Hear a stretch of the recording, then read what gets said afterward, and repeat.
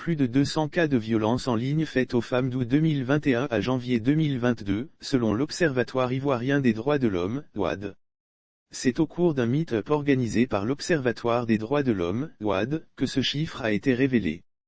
Une rencontre pour faire un état des lieux des violences contre les femmes engagées en politique, une analyse des effets des violences en ligne sur la participation politique des femmes et une proposition de recommandation.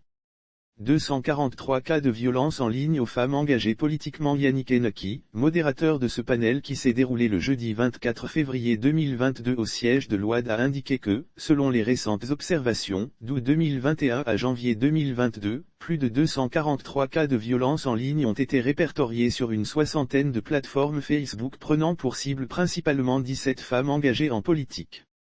Toutes ces violences susceptibles de décourager les femmes d'être actives politiquement ou de le devenir méritent donc d'être adressées afin de garantir de meilleures pratiques démocratiques, a-t-il ajouté. J'ai été victime de violences en ligne. Fleur Akembo, invitée à ce moment d'échange, a invité toutes les filles qui voudraient se lancer dans la politique à faire fi de ces violences, mais à plutôt se documenter. Quand j'ai été victime de violences en ligne, j'ai fini par comprendre que c'est un aveu d'impuissance pour amener à nous retirer de l'arène. J'ai été victime de violences en ligne. On attaque ton physique, ta situation matrimoniale, ton niveau intellectuel, cela ne peut être un frein. Lire aussi construction illicite sur une réserve de l'État, des riverains en colère interpellent le chef de l'État Désiré Donéo, et Sylvia Apata faisait partie des différents panélistes.